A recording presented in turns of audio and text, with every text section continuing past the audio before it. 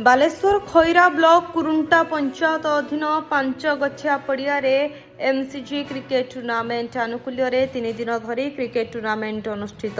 Final ମ୍ୟାଚରେ ବୁଢ଼ାଗଢ଼ିଆ ଏକାଦଶ ତରାଙ୍ଗ 11 ଟିମ୍କୁ ହରାଇ ବିଜୟୀ ହୋଇଛି। ପ୍ରଥମେ ତରାଙ୍ଗ ଏକାଦଶ ଟସ୍ ଜିତି ବ୍ୟାଟିଂ କରି ନିର୍ଦ୍ଧାରିତ 20 ଓଭର ଖେଳି ସମସ୍ତ ୱିକେଟ ହରାଇ 158 ସଂଗ୍ରହ କରିଥିଲା।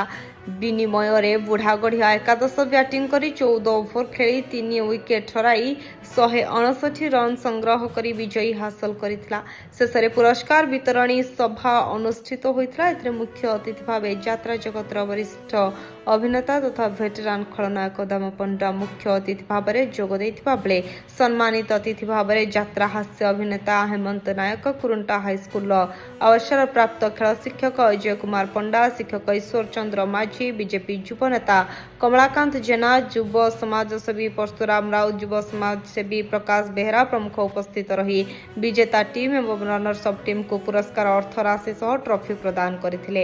ଏହି ଖେଳକୁ ଅଭିଳାଷ ବାରିକ, ସରୋଜ କୁମାର ଜେନା, ନିରଞ୍ଜନ ଜେନା, କମଳାକାନ୍ତ ପାଢ଼ୀ ମ୍ୟାଚ୍ ପରିଚାଳନା କରିଥିବା ବେଳେ ମନୋରଞ୍ଜନ ଜେନା, କରୁଣାକର ଜେନା, ଜିତେନ୍ଦ୍ର ସିଅଳ, କପିଳ ଜେନା ଧାରା ବିବରଣୀ କରିଥିଲେ। ଏମ୍ସିଜି କ୍ଲବର ସଦସ୍ୟ ଗୌତମ ସାହୁ, ଗୌତମ ଜେନା, ଯଶବନ୍ତ ସିଅଳ, ପରଶୁରାମ ସାହୁ, ଦୀପକ ବେହେରା, ବିମ୍ବାଧର ବାରିକ, ହେମନ୍ତ ଜେନା ପ୍ରମୁଖ ଖେଳରେ ସହଯୋଗ କରିଥିଲେ। ବ୍ୟୁରୋ ରିପୋର୍ଟ, ଚକାଆଖି।